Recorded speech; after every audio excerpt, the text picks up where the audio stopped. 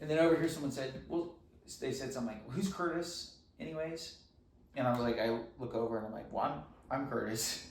And she was like, oh, where are you in town from? And I was like, Titusville, which, is like just down. It's not far, but it's just down the, Yeah.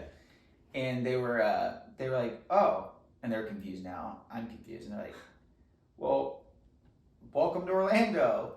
And I was like, what do you mean? And I was like, she's like, well, that's why we all got the text, like that you were going to be in town this Friday, and that's why we're here.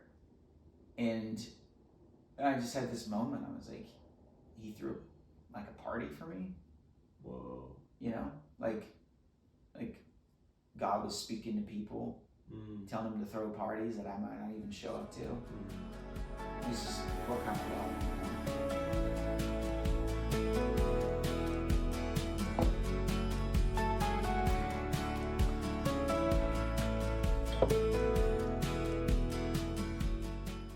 My first question is, what did home look like for you growing up? What was that environment like, and how did that shape you? Yeah. Well,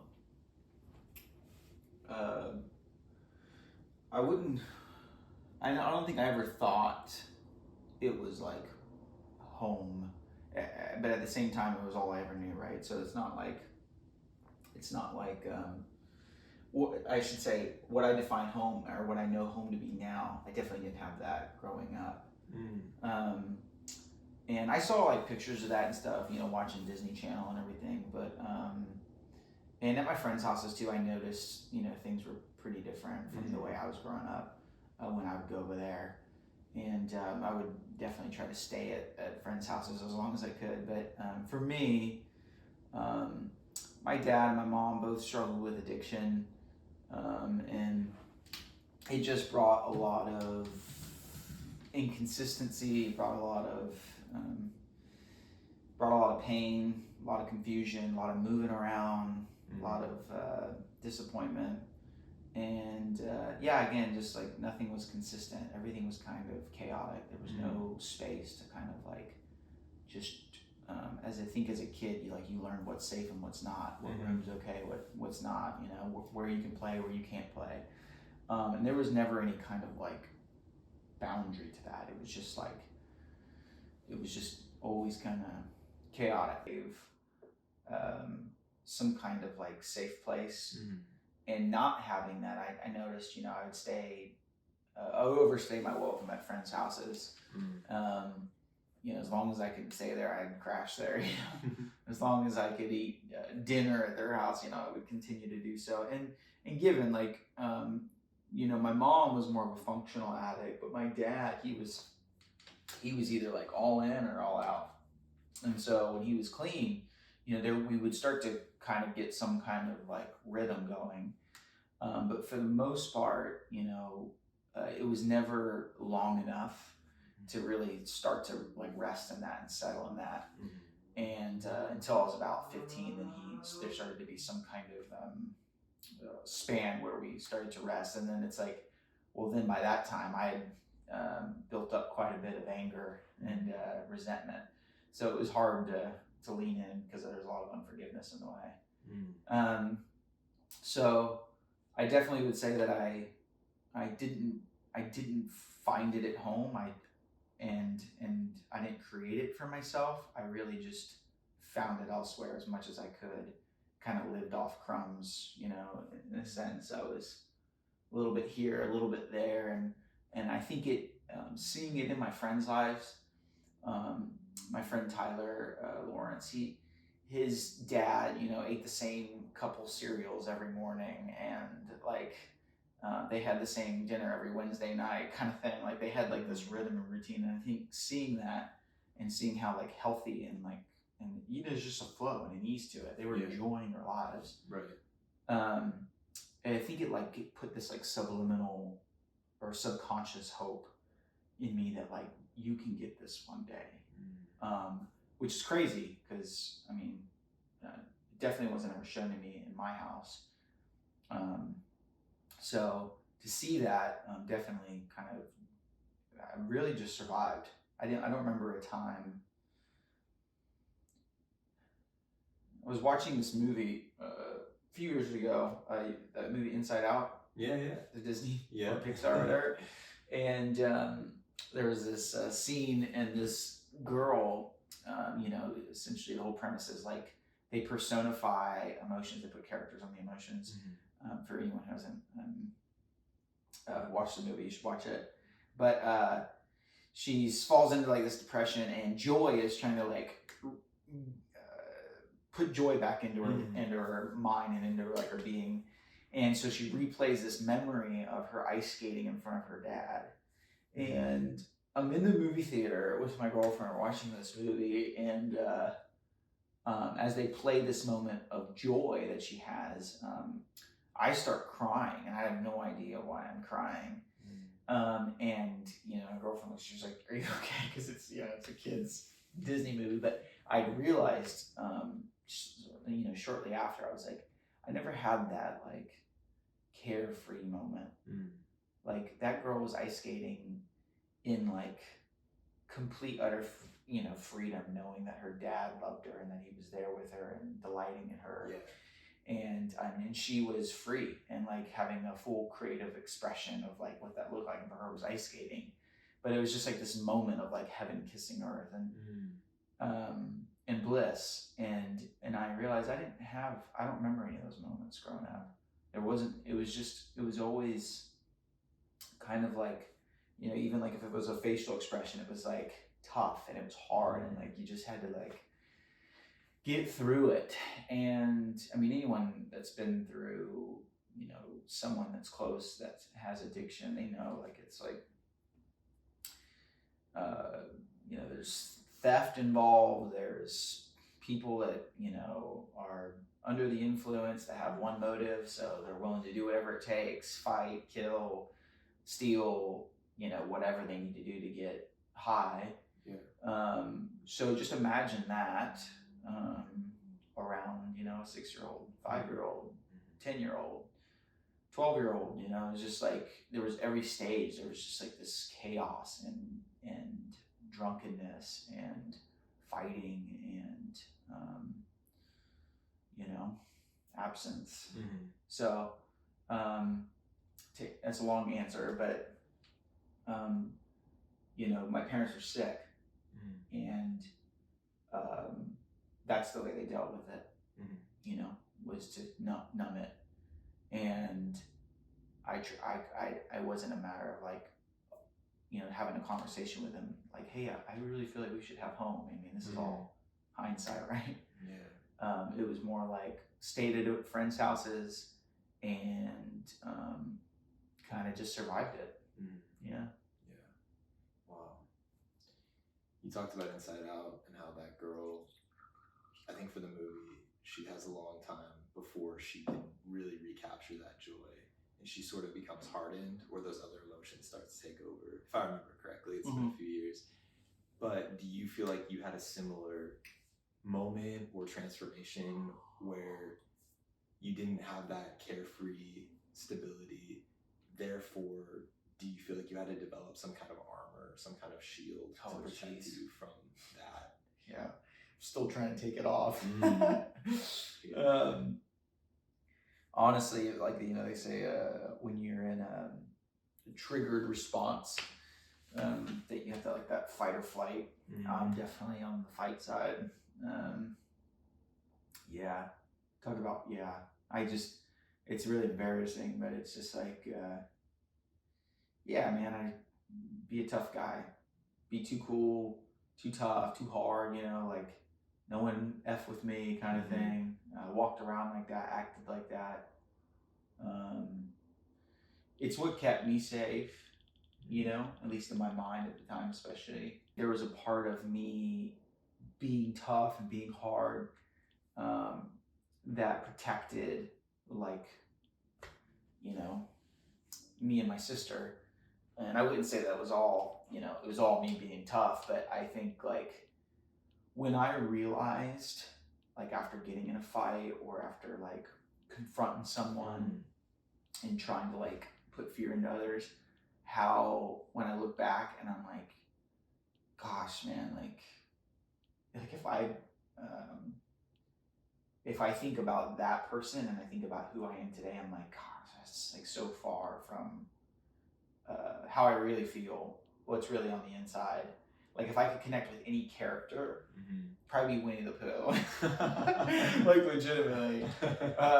Like in my most secure, safe state, I act like him probably more than anyone else. But yesterday I'm acting like I'm 17 again, and I gotta be a tough guy, and I gotta make sure I stand my ground so that I can't get taken advantage of, or that no one's gonna cross me, and I hate that. So yeah, it's to answer your question, man. Have I ever put up an armor? I mean, I think more people would. I don't know, and maybe not anymore, but I think there's definitely a time where more people would be like you, like Winnie the Pooh. Like that's not a thing. So, anyways, it was just I did that, and I'm still deconstructing and pulling that stuff off of me. It helped for a time, but I was trying to survive then. Now, I mean, I live in one of the safest cities in America. I have a great community, good job, good friends. Like, I eat good food. I have a bedtime. You know what I mean? I got a Whoop, tracks everything. Never have I ever been healthier, but I've definitely, and still do all the time, pull out that old armor, unfortunately. Yeah.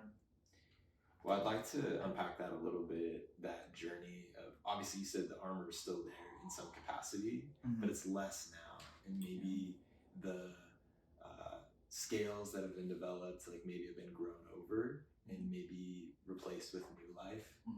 But then maybe sometimes the scales like flare out in certain moments. And so I want to walk through like your journey with taking off that armor. Was there an event or a person, or maybe just a combination of things that led to that armor slowly being peeled away? Definitely a combination. A memory that just popped in my head. This guy who definitely became like a father figure to me. His name was Jim Morrison. There was a time I was in, I forgot what happened, but I was in some kind of trouble. I was staying at his house, and he knew, like, the longer I stayed there, the better, kind of thing.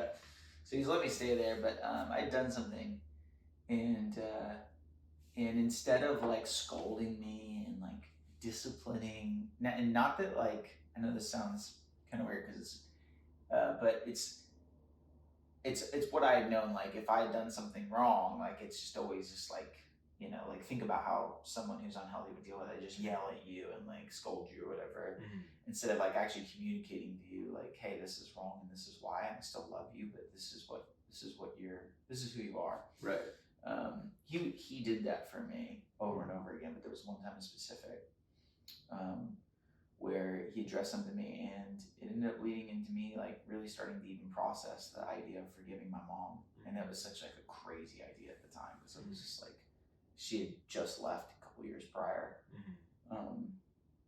So it was definitely too hard to grasp fully, but it was moments like that. People who stood in the gap. Brad Hearn, was a guy I did an internship at this church, and he was one of the pastors there, and I had that tough outer shell on, so I wasn't really approachable yet. I was an intern there, so like all the other interns are trying to like brown nose and like suck up, and here's me just like, middle finger to everyone kind of thing. And he saw right through that. He saw me just like Jim saw me. They saw me somehow they saw Winnie the Pooh in there, Yeah. And I think there was, there's several moments where these people have played like these crazy pivotal roles, and it's just like as if, I believe in Jesus, and so I believe Jesus is God, and I think there was just moments where Jesus just like personified himself through these people, and it interrupted things. It changed the narrative for me. It was like it confirmed that hope that I had deep down in my heart, that subconscious. It confirmed that it was true, that I was worth it, that I was worth loving. And then I'd say one of the big moments was I had gotten a job at Toyota. I was selling cars and doing another internship, and this guy he just got on my last nerve. And anyone that's worked in like selling cars and stuff, it can be frustrating to say the least. Yeah, got quotas to meet. Yeah, and like some of the guys aren't like the greatest guys. Yeah, right. But this guy just kept pushing me, and long story short, like I ended up losing my temper. Given that wasn't like super shocking thing for me. I developed kind of a short fuse, obviously to keep myself safe. Don't give anyone an inch because I'll take a mile, kind of thing. Yeah. And I remember looking at him after he said something. I turned around and I said, I won't use the explicit language, but I was basically like, "I'll knock your teeth down your throat. How about that?" And I said it on the showroom floor in front of my managers. And that guy gets quiet, and he goes, "Oh yeah, tough guy," or something like that. And I was like, "Let's go downstairs." and my manager is like, stands up and he's like, "Curtis, go home," And I'm like locked in on this guy. I'm ready to I'm off. I'm up here, Whoa. And he goes, "Curtis, go home." And it like pulls me out of this for a second, and I was like, "Okay." And so I start walking away, and this guy goes, as my back's turned, and I'm like almost out there, he goes, "Hey," he's like, "Aren't you going to that like church internship?" And he's like, "And yet you're threatening to knock my teeth down my throat," like full on calls me out. Whoa. And you'd think I just like go super saiyan or Yeah, something, right. go kill him. Actually knock his teeth out. Yeah. No, but it was haunting. Like I didn't even like I heard him, but I just turned back around and kept walking, and I was like, "What? He's right." Like, what part of me hasn't healed? And I'm still. I remember I felt like I was 16. I felt like I was 17. And the girl I was dating her in the movie, it was the second time something like this. I mean, there was a lot of stuff coming up around that time, but she had mentioned, earlier that week that she was going to start going to counseling. And she grew up the opposite of me. Super, safe home, very present parents. Not that she didn't have her own stuff, but very, very brought up in a well home.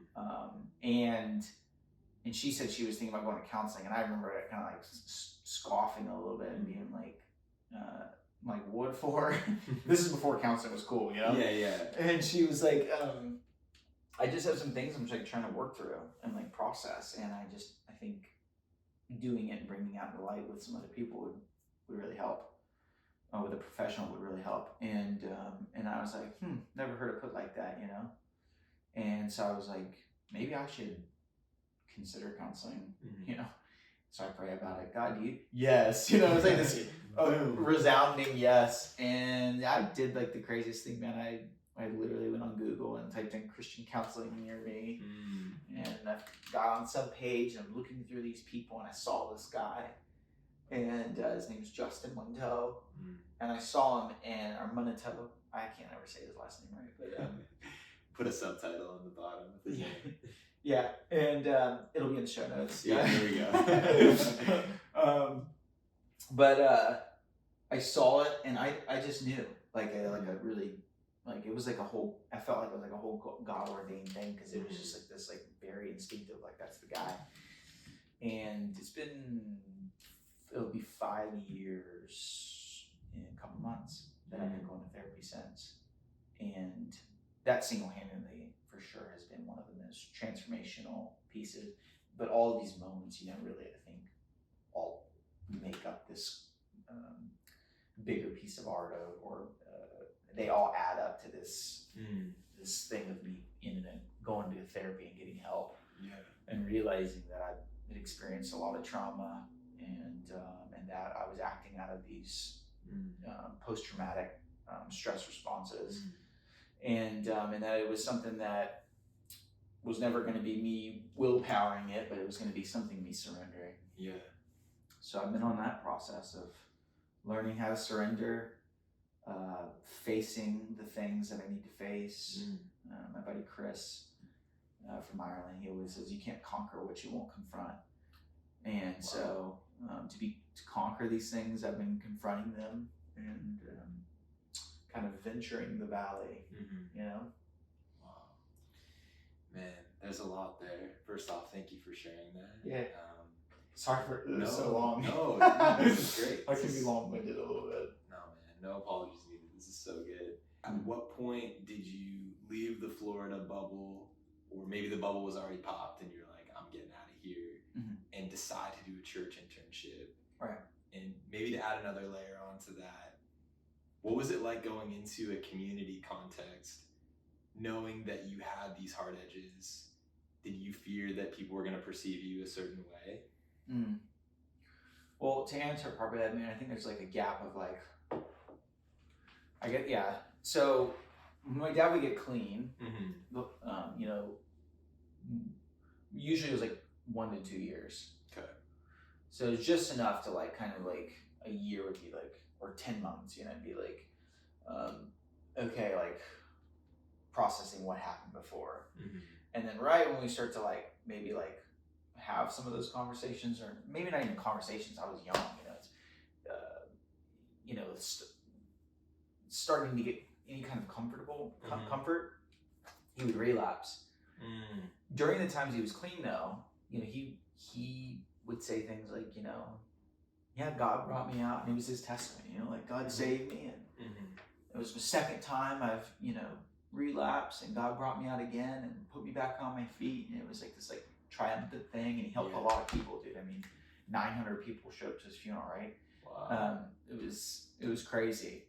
But for me, as his son, it almost like muddied up the power of God, or the power of whoever Jesus was, because it was like, yeah, you say this, but then like you just go back and do the same thing. So to me, it was like wishful thinking, or like, woohoo, I got Jesus and now I'm set free. And it's like, yeah, for how long, you know?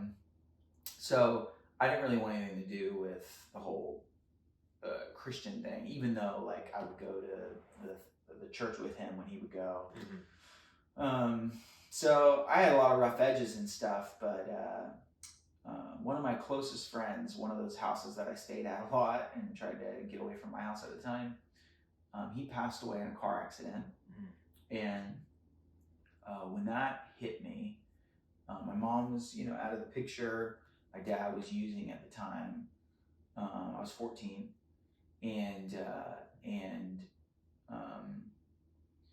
yeah, man, I was already in a tough place. You know, I was waking up early, sneaking in his room, getting the heroin and the syringes and spoons, and I would put them in my backpack or put them in my pocket, and I would throw them down the drain at the bus before the bus came. Oh, wow. Yeah, in the mornings, to kind of like slow down his addiction.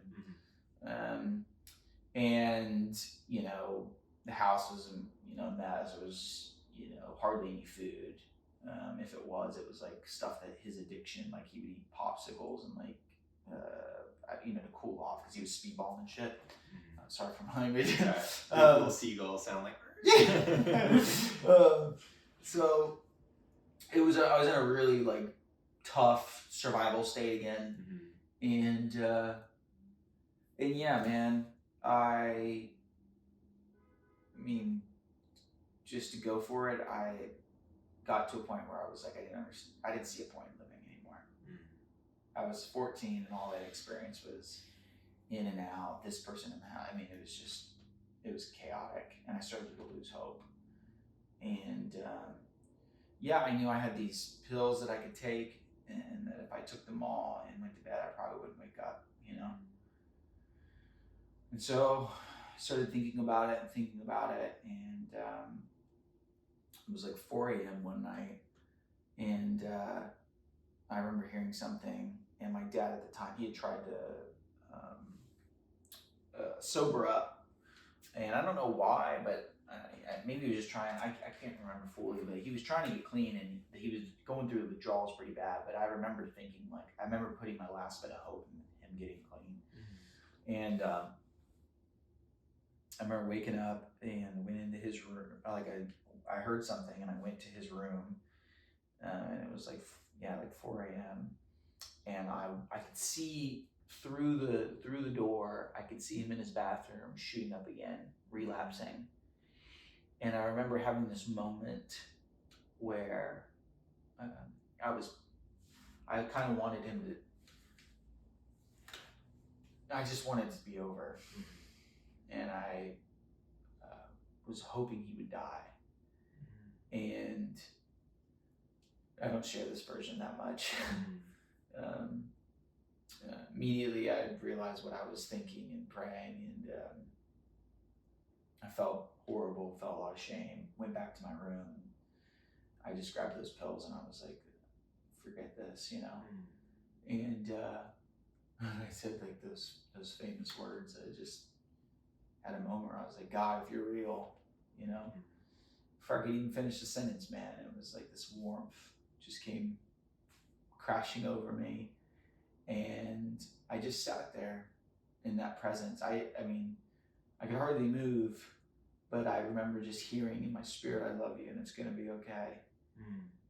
And I sat there for probably 3 hours and just wept. And I just knew the only name I could say in that space was Jesus, but it was the most surreal, like, I want to talk about like a moment where heaven kissed earth. It was like something opened up, and I knew that not only that God was real, but that He loved me and that He knew my situation and that He cared about me.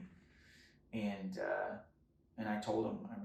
I remember watching my bus go by, and I remember praying, "I'll follow you wherever, no matter what it takes." And a couple days later, the cops showed up.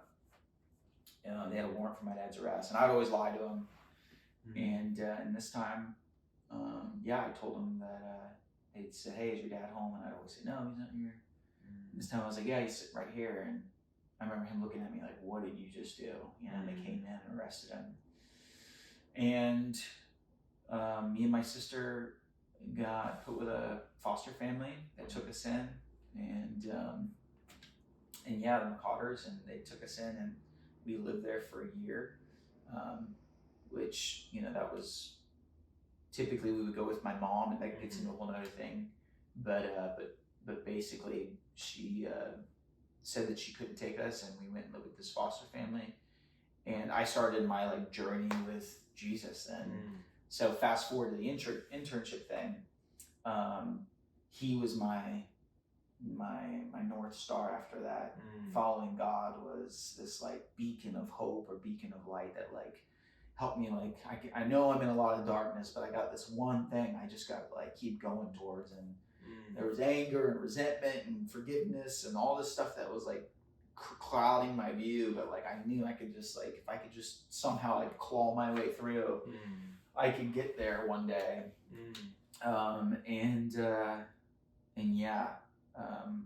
People like Jim and Brad and just Ben and other people like Tyler, they just walked with me through that and helped me get to that North Star. But that's why I ended up in an internship. It was just one of those things of me trying to like still anywhere I could go. And I think the second part of your question was, how did I show up to community? Yeah. Once I got there. Yeah. Is that right? It was. Before you dive into that, I just want to say, like, I'm just sitting here thinking about how wild it is and profound that you had that moment happen, because I can't imagine the feelings. Like, when you're 14, like, all your feelings are amplified anyway. You're going through puberty, like, everything's changing. And to be able to have that moment where you realize something had to change, and it was almost like that plea of desperation, and to see that intersecting moment, like, I'm sure it was still massively hard, but it is wild that was sort of this junction where all of a sudden your life was never the same. Like it just shifted a little bit, even if it didn't feel like a crazy shift. And just wanted to tap into that and say thank you for sharing that moment, because I think that's really remarkable and profound, especially at such a young age. Yeah, thanks, man. Yeah, it was. It changed. It changed me forever. And it was almost as if someone, and I've had other moments like this, but not nearly as profound, I'd say.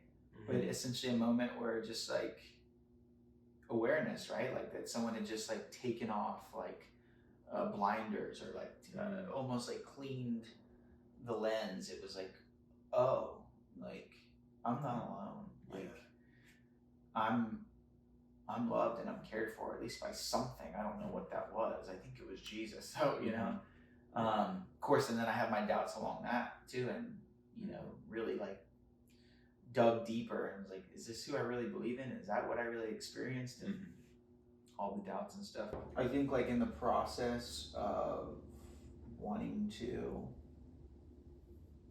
follow God, I thought that I needed to like do everything that I did needed to be for Him, essentially. I don't know if I'm going to put this very eloquently, but I thought like I needed to be a preacher, and I thought I needed to like work for the church and like all these things. And there was this internship that essentially like kind of invited that posture. And so once I saw an opportunity, it was like, well, I went there for that. I didn't come here for community. But instead, I didn't get that, and I got community, which was the best trade ever, and the best scam of my life. Was bait and switch. Yeah. And speaking of home, I think that's where. It definitely was first defined for me, but it's like the second year of the internship, I for the first year I was aloof and not connected, and I was spending way too much time in a relationship that I was very codependent in. I was working a lot at Toyota. I wasn't giving it my full attention. And then coming to the second year, me and her split up, and I'm showing up even worse now because I'm heartbroken, and I just was like not like I just was not showing up in a way that I think like you would want someone to show up, at least especially with my motive and everything. Like I just was like kind of just distracted, and yet people were always asking me out to lunch, always asking me how I was doing, always asking me about my story, always just like consistently over and over and over again. And I offered them nothing. I hardly paid attention in class. You know what I mean? Yeah. What did I have to offer them? And yet they kept just being there for me. Yeah. They kept showing up even when I was showing up like the worst version of myself. And when I was a kid, like just trying to figure things out, my mom, couldn't take care of me or wouldn't ask me how I was. I just had none of that experience. So it was just like, it was radical. It was like, so it rewrote the narrative in like such a massive way that it broke me, literally. Their embrace just made, the scales of the shield and the armor just like start to fall off. And yeah, I, didn't become a preacher or a pastor, or, I worked at the church actually for a little bit, but it's funny, I did like security and clean bathrooms, but I had community. Yeah. I had relationship. I had people that cared about my life. That when my dad ended up passing away, like, it was like, it was overwhelming, having people fly in from Seattle, because I was living in Florida at the time. I moved back for a little bit of time, but I had people flying in. I have one guy that literally called me every 2 weeks for 3 years, just like how do you put any kind of value on that? You know, it was just like family on a level I definitely never experienced, but like I think that's just special, and it's put up against any family. You know, it just became radical. So I didn't show up great, and I didn't integrate great, but they really loved me well and embraced me well. And especially that second year classroom, the space that, you know, John Smith created and invited others to play a part in. I mean, it changed me, man, forever, and I'll never be the same. Man. Yeah. How wild is that you grew up in this unstable environment where you couldn't predict anything that was going to happen, and yet something happened down the line where you started to meet these people like Brad Hearn or Jim Morrison or John Smith, or the people in this community who were predictable, like they were consistent. No matter how you showed up, it was like they were gonna love you. What do you attribute that to? I'm not trying to get the cheesy answer of like, oh, they just love God so much. Yeah. But, I mean, is there part of that in there where they see you on a deeper level than just who you present yourself to be on the outside? Man, that's a good question. Honestly, and each of those guys, and I'm realizing this about my own life, each of those guys, sure, they like saw past the hard exterior and they saw this like wounded kid, but I don't think any of them could have seen it unless they had seen it in themselves. They had sat with their own pain, so when they saw me showing up in a way that's similar to the way they've shown up, they knew there was just a hurt kid underneath. And it's, you know, I say that about them, but I'm doing the same thing now. The more time that I spend in counseling or with friends and just opening up about, you know, I did this the other day, or I you know, lost my temper at this guy in traffic, and the more that I open that up and I like I sit with that and like face it and confront it, the moment I'm in traffic next time and I see someone acting crazy, I'm like, man, they probably just going through a rough day, or maybe like this is the way that they've learned to show up in the world. You know what I mean? I think they genuinely they chose to confront their pain, and they were not only able to conquer it and have freedom for themselves, they were able to build a bridge for me and create freedom for me as well. So I wrote a quote the other day, and I posted it on mine. It just made me think of it. If you choose to be present, I think it speaks to this. If you will choose to be present with your pain, you can transform it into empathy, and not just for yourself, but for others, leading to a more connected, joyful, loving life, filled with gratitude and awe. I think those guys live that, man. And I'm trying to live that more and more each day, but I want to live like a more, you know, joyful, connected, loving life. And we have so much to be grateful for, you know? And there's so much to be in awe for. I mean, just walk outside. For real. Seriously. The sun's out in Seattle. Yeah. It's enough reason to go outside. But I mean, even just, even yesterday I was driving home, and I think I touched my lips, something like that. I forgot what I was doing, but I touched my lips, and then like I touched my nose and I touched my eyes, and I just like had this moment where I was like, I'm living in this body, like I am alive, and I have lips and a nose and eyes, and I get to experience. I mean, it was just this moment of like, this is a gift. You know, and I don't think you can ever even start to acknowledge the gift if you don't first sit with the suffering and the pain. You know, it's almost like if you will sit with that and acknowledge like the hurt and the pain, you can really start to embrace and be grateful for what you have. Does that make sense? It's, I know it's kind of like, I don't know if I'm putting it very eloquently, but like, I mean, on a level of like, I mean, that's how I live my life. It's transformed everything, you know? Yeah. Man. It's powerful because in a full circle kind of way, like those guys showed that vulnerability to you and empathized with you and saw that whatever you're presenting, like it wasn't, like it was some kind of symptom to a deeper thing that was happening in your heart.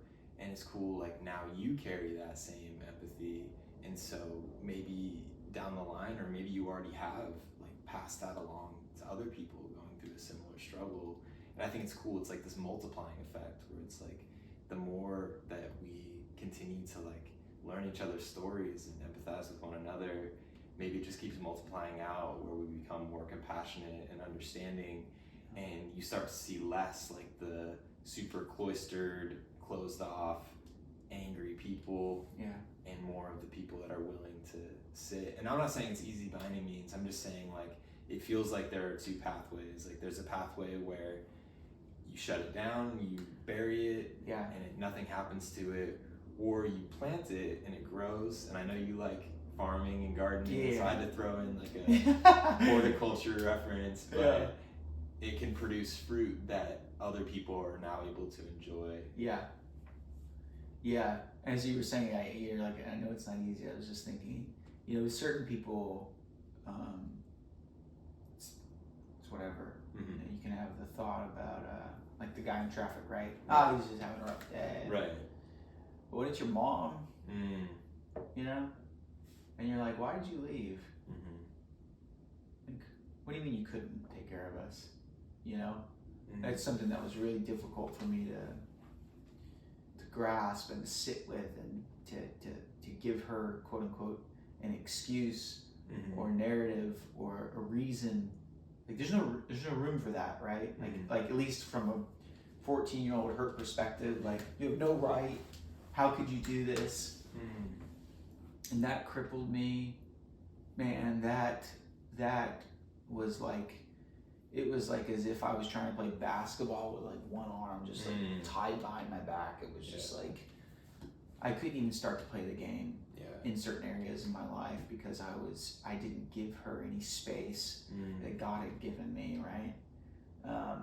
I'd made up my mind. I wanted to bring judgment, and that's what I'm saying is like it was really hard for me, and you know still is in certain parts with my mom or my dad, to create narrative or story and have empathy for them when they caused so much pain.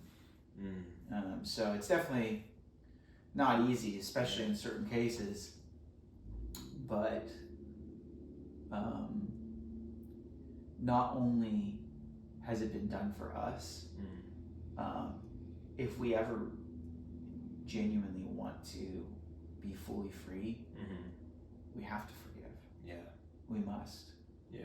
And you want to talk about planning something, that's how you break generational curses. That's how you stop it from happening. The person who said, I'm not going to be like them because I'm never going to be like them. You know what I mean? Like, it's just like they've made up their mind. And then what?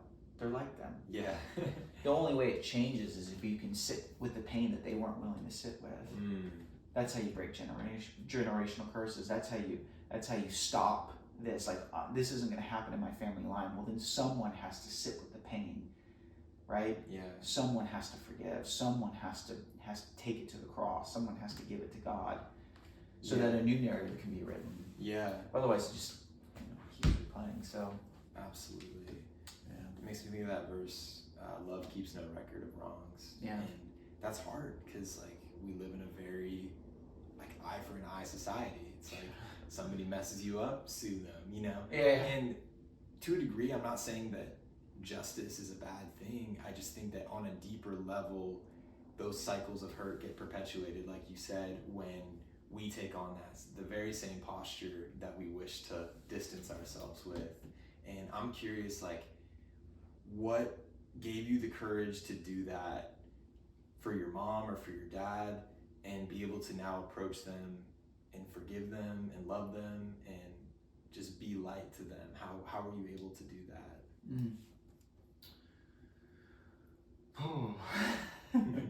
These are tough questions. Take your time, by the way. Yeah. I mean,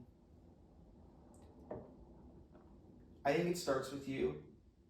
You know, there's, like I said, there's moments where, you know, Brad or Jim or Tyler or Ben or John, you know, these people who like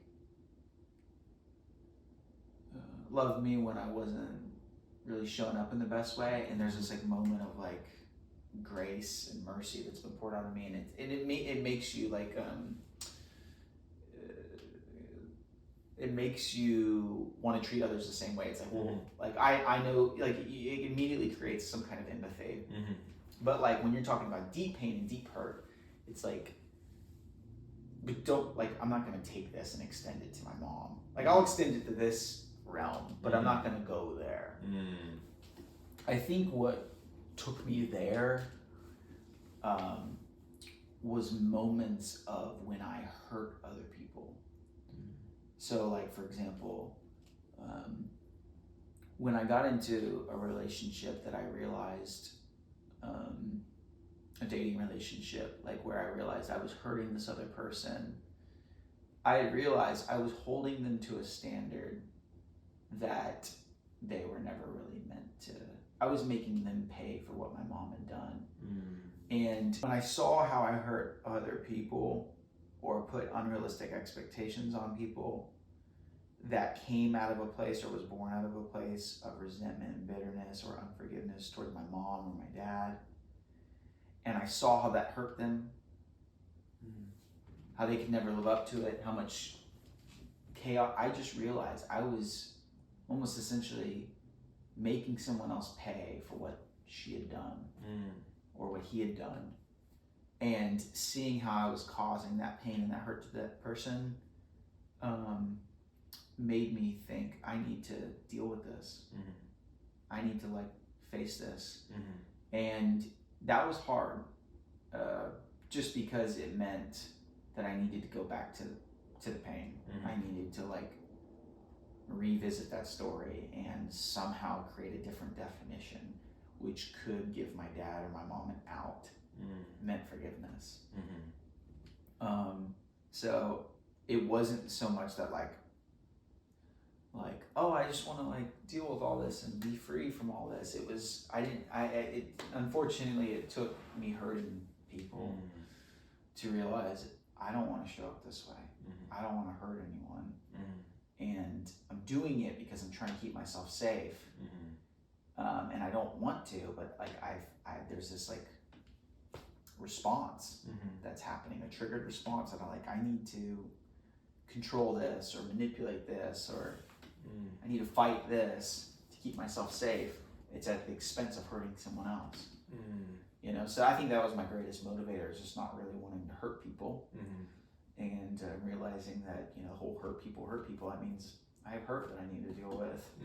So that's what kind of like really led me to deal with that pain. Wow. Yeah, you're right. I think often it's that undealt with pain, like it can kind of linger if it's not brought out into the light, brought out into the open. And obviously there are a lot of tools and resources and people available to help walk through those things. And I don't mean for this to sound like, again, a Christian cliche, but practically for somebody who maybe is going through this and has a belief in God and wants to, you know, give that pain to God, how do you do so in a way that isn't like minimizing it? Because obviously it can be easy, especially in the church world, to fall in the cliche of like, oh, I love all people, like I love God, whatever, or like I gave it. But how do you really surrender that pain? Like, because I think there's a difference between like that true surrender of like, I have taken all of this hurt, and it's like God really has taken it. And there's the other version where it's like, you say that, but it really hasn't been given over. So what is that process like? Yeah, I heard, I read this book.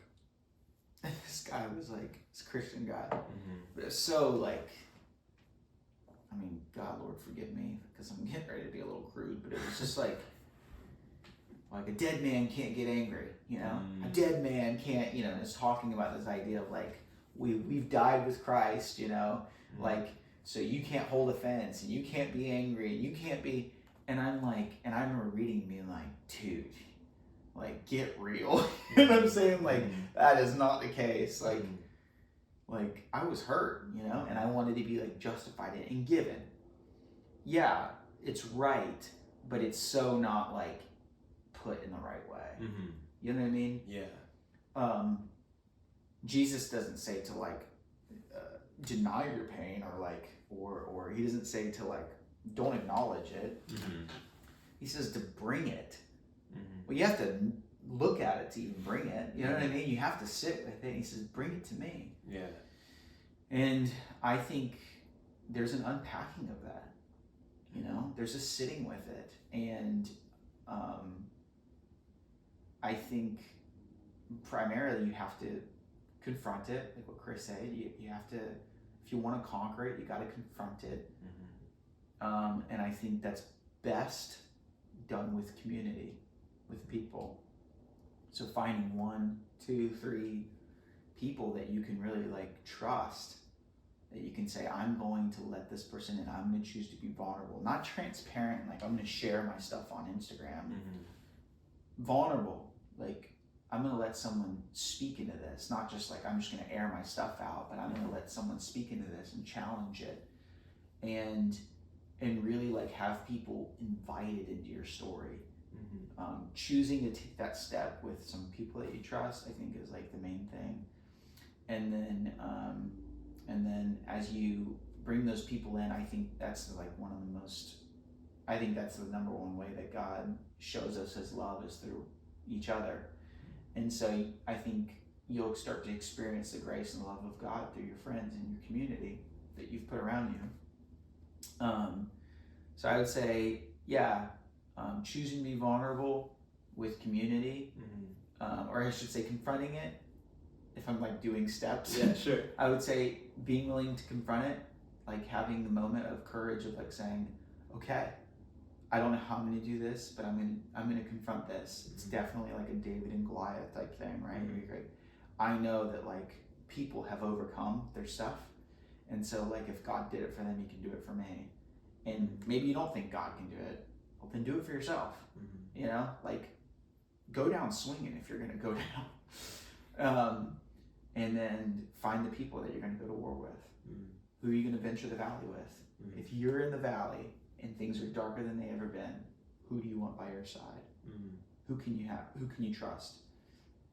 And then I think the third thing, honestly, I know this sounds like so practical, but like there is this like, and I don't mean to minimize anyone else's story, but there are people and groups of people that just talk about like, well, you're free, you know, like he who sets the sun free is, who the sun sets free is free indeed. And there's just this idea of like, you can just shake it loose. You just got to get your mind right. You just need to believe, and you just need to workspace. Yeah. And they don't think it's that. They're not calling it that because they're saying it's belief. But they're demanding that people work so hard to believe this, and it's like, dude, try that in a triggered trauma response. That's not a thing, man. This is just my and I get a little opinionated here, but it's just because there's so many people who are so tired. Hope deferred makes the heart grow sick. They've tried and they've tried and they've tried. I have tried and I've tried and I've tried to believe and believe and believe and believe and believe, so that I can just be set free one day. And then I think to myself, why can't I get right? Why can't I get my head right? I can't ever get this. I still medicate here, and I still lose my temper here. And I meet well-meaning Christians or like these people that are like, you just need to believe. I would say the majority of people who genuinely walk in a freedom that lasts do it over a course of small little minor adjustments, these moments and moments, and they look back and they realize the small adjustment in the sail has actually taken them to a completely different destination than where they would have ended up. It wasn't this like ground pounding movement where it was like this like aha moment. It was these subtle changes every day. It was just choosing to be a little more vulnerable with this person, and choosing to journal every morning for 30 minutes, or choosing to like these little minor shifts and adjustments that like over time you're taking it off another piece of armor and another piece of armor. What I'm trying to say is just like be realistic with your pain. Like know that you're not going to have this all. It's not all just going to fall off and you're just going to be quote unquote free indeed. Yeah. It takes work. It takes surrender. And the Bible talks about our body being a temple of the Holy Spirit. And I like to think of it like, I had this picture one time when I was praying that's like more like a house for God. And it's like when you have trauma or you've had things that you've locked away, it's like, yeah, God lives in your house. It doesn't mean you've let him in every room. You can still have these rooms locked away. And so just to say that God lives in the house, that he's welcome in every room, that's not true. It takes a process. Sometimes you don't even know where some of these rooms are, right? And then you get in there and there's like, I was joking with a friend the other day because it was like, then you get in there and there's a door, there's a closet that's also locked. And in the closet there's a safe and that's locked. And inside the safe there's an envelope. Oh my God. There's just like layers to this stuff. And I think if we could all take a deep breath and realize that God has seen our past and our future, he's seen our present, he's in all of it. I got this 555, because 5 in the Bible is the number of grace, and it's my reminder. I see it every single day, everywhere I go. I see it somewhere on a license plate or whatever. But it's that God's with me, and he has grace for my past, my present, and my future. No matter what, he is with me in this whole thing, and he's walking this with me. He's the number one person that's venturing the valley with me as I choose to let this, what's the word for spiritual formation? It's sanctification. That's the process of sanctification. Isn't like this like getting holier. It's realizing what God has done. It's realizing who actually lives in the house and letting him just in every room. Sure, I'm redeemed, but there's a part of me, sure I can be set free, but there's a part of me that just is like this, and it's just a matter of like letting people in and peel those layers off, I know this is a long answer, but I think that part really sticks to me because I've been so disappointed and so have so much shame at times and so much guilt for not just having it together. And Jesus knew. God knows you don't have it together. For sure. He knows that I'm doing the best that I can. Yeah. So I think we should have a little more grace with each other. So to every Christian that's listening, realize that like they're not going to just be set free and everything's just going to, and if you do and you get that miracle, man, that's awesome.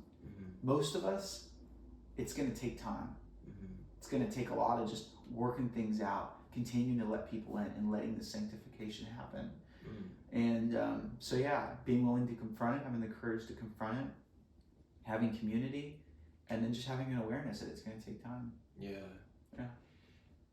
I think you tapped into something really, really powerful there. And with grace, like on the tattoo, being the guiding principle of that is that we live in this society that expects a quick fix. And I think you made an important distinguishing that it's possible to, yes, like be set free, but the process of unhinging and giving all those locks and all those locked doors is going to take time. It's not an instantaneous process, which is why it's called formation. It's not formed. Like you're constantly being formed and shaped.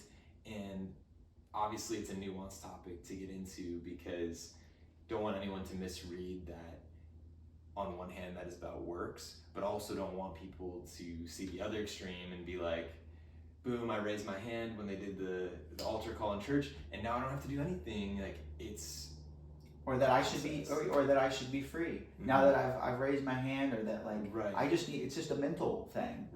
It's like good luck. Yeah, for sure. Good luck, Absolutely. I have a lot of thoughts on that. Maybe we could do a spin-off podcast where we just unpack that. But I wanted to relate it back to your story. So ultimately you did forgive your mom and your dad as well? Yeah.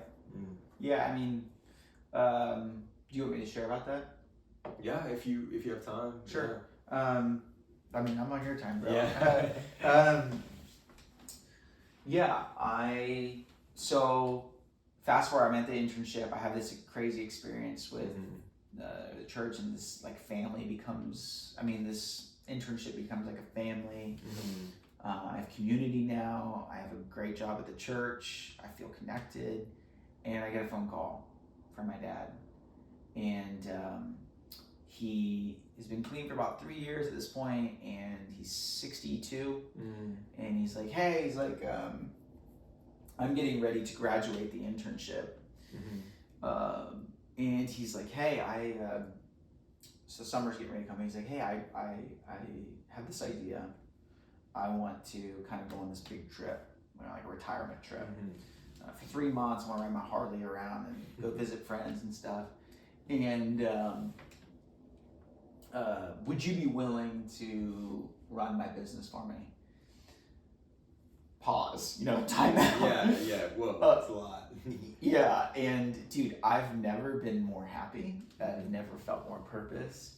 And the one I gotten out of this whole thing, despite him being clean for certain portions of time, there was a lot of hurt, a lot of pain.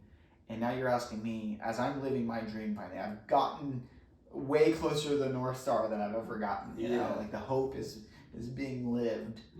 You want me to go back and help you do your thing? I was just a part of me was really just angry that he would even think to ask me something like that. And I, got off the phone and I was just processing it. And me and my dad had worked through a lot of stuff, and we were a lot closer at the time. So a part of me wanted to have more healing there, but I still just couldn't get over the fact that the audacity to and prayed about it, and I felt like God was like, yeah, I want you to do it. And I couldn't shake it, and I was just getting ready to get offered a different position at the church. At least that's what was in the talks or in the works. Kind of like a dream job for me. And I said, well, God, if you're, if this is really what you want me to do, you'll be able to let me work at the church and work here. I'm trying to bargain, and it didn't make any sense. And so I talked to Jason, the guy I was working for, about it, and he was like, yeah, he's like, we could put all of your hours in 2 weeks, and then you could go and work for him for 2 weeks and go back and forth every 2 weeks. Yeah. He's like, I don't know if that's practical for you. He's like, but we can do that. And I just was like, what, really? And he's like, yeah. So I was like, and I asked my dad, he's like, yeah, I'll take care of the tickets. Don't worry about it.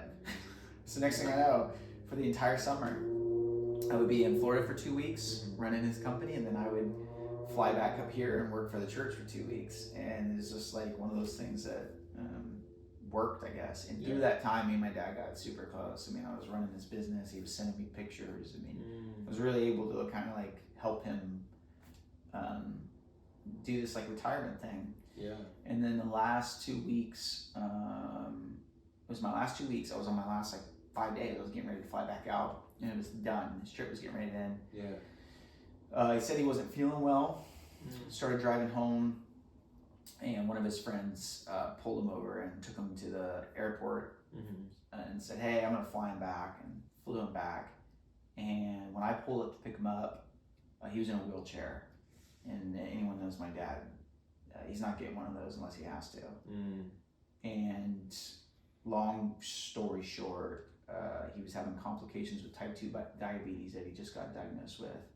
And his body was shutting down. His blood sugar was 700 something. It was drastic. And within hours he was gone. And that kind of spun me out of not out of control. It spun me into a place of just confusion. I just didn't know what to do. There were so many moving parts. Now we have a funeral. His condo. My brother was struggling with addiction, along the same lines of what my dad was doing, and so that created a whole dynamic. It just was tough, man. Yeah. and I do the funeral. We, you know, grieve for for a small amount of time, and then I go back out to Seattle, and I'm praying and processing and grieving, and I'm in our own community, and I feel like God tells me to move back to Florida, and I'm just like, no way. That's the last place I need to be. Like, if anything, I need to be around community right now. If anything, I need to be here, and I could not shake it. And then some weird stuff happened. I won't get into all of it, but just one guy who was had no idea about the situation. He was like, "Hey man, I don't know what this means to you, but like, I just really feel like God told me to tell you to go, and I have no idea what that means. But like, if you're questioning whether to go or not, like, God's telling you to go." Wow. He's telling me with tears in his eyes, and I'm like, I'm thinking about what God's been telling me in prayer, and I'm just like, whoa. And then it happened a couple more times, similar like crazy situations like that you can't explain. Just like, what was that? Yeah. So I moved back to Florida. I'm like, worst case scenario is like, I'm away from community and I spiral into depression and I'm run back, So I go back and I'm living in my dad's condo. It's tough, man. Sleeping in his bed. His stuff's still there. I start cleaning windows and bought a small company and transferred the name and started working that. I was just kind of doing like a 9-to-5 thing and processing my grief. It was tough. I had no community. I had people reaching out to me, like phone and stuff, but I was essentially, going to bed in his bed. It was just dark. And then I'm out giving an estimate on a job in Cape Canaveral, not far, and I get a call from a random number. I pick it up, and it's my mom. And I haven't talked to her in like probably 3 years at the time, and she has just been, strung out for years at this point. And it was the first time I heard her sober in probably, 15 years or something, like legitimately just herself. It was just this weird surreal moment. She's like, "Hey, I know you're probably busy, but I just want to let you know, like, I'm sick and I'm at the hospital in Cape Canaveral. If you could be praying for me." And I was like, and she had no idea I was living back in Florida. And I was like, "I'm actually 10 minutes down the road." I said, "I'll come by right now." And she was like, "Oh, okay." And I walk in, and yeah, man, her body was yellow, her eyes were yellow, her stomach was swollen, and she had cirrhosis of the liver. So she, the drugs and the alcohol had caused liver failure, and I was there for maybe 30 minutes, and I just knew. I was like, "Oh, she's gonna die." And I was sitting there kind of processing, and I was like praying, and I remember just hearing again, like, God tell me to call her family, who I've had like limited contact with. Maybe went up there 5 times my entire life, and my mom had talk about the boy who cried wolf. Just so many situations. So she had contacted them as well, and they were like, "Hey, is this something that we really need to come down for? Is she really sick, or what's going on?" And I was like, "Yeah, you guys should come down." So they got down there within like 24 hours. Crazy. Whoa. Yeah. And I think it was like 3 days later she went into a coma, and 2 days after that she passed away. And it was 5 months after I lost my dad, so it was just like a whirlwind. And even to pause on that too with my mom, it's like, for someone who had, used and abused and really just sucked the life out of everything to medicate her pain. Her pain was like a black hole.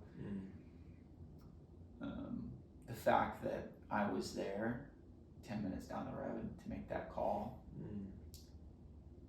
to her family, and she was surrounded by love, forgiveness and grace on her last day.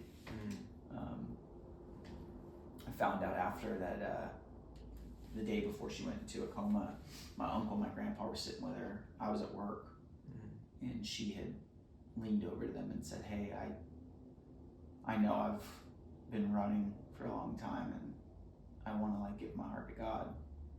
And yeah, man, they led her to Jesus right there. She gave her life to Christ, and the next day she slipped into a coma, and 2 days later she was in the kingdom. Wow. And it's crazy, like looking back now, because I obviously I have a perspective that's a couple years out. Yeah. But if I didn't move to Florida, it's like she would have died there alone. She had no friends. She was dating this guy that was horrible.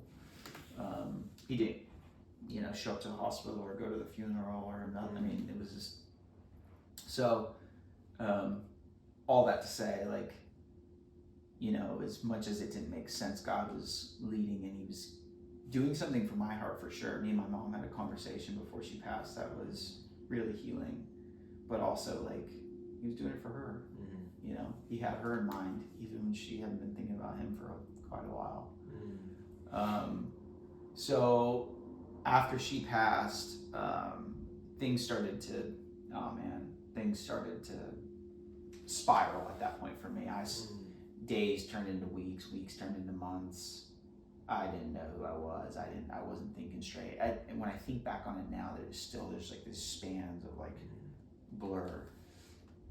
That it just, I don't know. I don't remember anything. And as I started to process the fact that they're gone, and people said dumb stuff so how does it feel, to be an orphan now? I was like, I never had that thought until you told me that, Stuff that people say when someone dies is the worst. Oh, for sure. If you question in any case that you should or shouldn't say something, you probably just shouldn't. Don't say it. Yeah. But I was really confused, and I was really questioning God a lot and challenging a lot of things, and I wasn't having much relationship with Him. I quit talking to Him. I was pretty frustrated, pretty confused, and I just moved to Florida, started cleaning windows, and my dad and my mom passed away. It just didn't make sense at that time. And then these people started. It was the overwhelming love of a few friends, some local in Florida, but then some in Seattle that continued to reach out to me, check in on me, invite me to things despite how I was showing up. Just love me. And it was 6 months later after that, about a year after that, I realized that God was with me every step of the way. He was just, because I wouldn't talk to Him, He was doing it through people. They would say things too, hey man, I just want to, I just felt, I was praying, and I just felt like God told me to reach out to you and tell me that He loved you. Or they wouldn't maybe say it as blunt as that. They'd say hey, I just want to tell you, I was praying and talking to God about some things, and He just brought you to mind. And I just want to tell you I love you and I'm with you. Can I come visit you? Or I'd get random Venmos for lunch, and I just realized God had been taking care of me the entire time. Yeah. Even when I wouldn't even look at Him. I know this is a really long answer. I just realized I've been talking for a while. That's good. But when I came to a place, I'll share one more story. I was I got invited to this party in Orlando with this guy named Cole Neesmith, and this is how I remember it. He invited me to this party and said, "Hey, there's these people coming over Friday night. You should come." And I was going back and forth, and dude, I spent most days in my house. I spent most days just alone a lot. I was very stuck in my head, and for whatever, and this was a 45-minute drive one way. So I was there's no reason I'm going all the way out there and all the way back home. And I get there, I choose to go. I get there, people are talking and stuff like that, and I'm there. Yeah. And then over here, someone said, "Well, they said something like, "Who's Curtis, anyways?" And I was like, I look over and I'm like, "Well, I'm Curtis." And she was like, "Oh, where are you in town from?" And I was like, Titusville, which, you know, is like just down. It's not far, but it's not. It's just down the, you know. Yeah. And they were like, "Oh," and they're confused now. I'm confused, and they're like, "Well, welcome to Orlando." And I was like, "What do you mean?" And I was like, and she's like, "Well, that's why we all got the text, like that you were going to be in town this Friday, and that's why we're here." And I just had this moment. I was like, he threw like a party for me. Whoa. You know, like God was speaking to people, telling them to throw parties that I might not even show up to. It's just like, what kind of love, you know? Yeah. I drove home the entire time. I cried the rest of the 45 minutes going, no, I literally left like right after because I was so shook. And Cole ended up playing a massive role in my healing and processing and letting go and forgiving my mom and my dad. He is, talk about someone I'd want next to me in the valley, that guy right there. I'd lock arms with him any day. So, after I had, that moment was a big transformational thing where I was like, okay, I want to talk to you kind of again, and maybe I had this wrong. And then I started to really forgive my mom and my dad and really sit with the pain. And the moment I did, the moment I started to really grieve, and the moment I started to forgive them, then I really was able to grieve, and then I was inevitably able to be grateful for the time that I did get with them. And then I started seeing things from a whole different perspective. You know, I can't believe God told me to move back to Florida so that I could have my mom be surrounded by her family. You know, I can't believe God, you know, told me to take that job from my dad, and like I was able to provide him a crazy like last 3 months on earth, riding his Harley around and drinking sweet tea and wake surfing, you know, like I just realized there was grace all over it, bro. You know? And I laugh. I mean, I've cried a lot and I've spent time in the pain, but I laugh more than I cry now. And I cry every day actually, but it's more tears of joy just because I'm so grateful that like God's gonna take care of me. He's got me, man. He's got the best for me. I just need to trust him.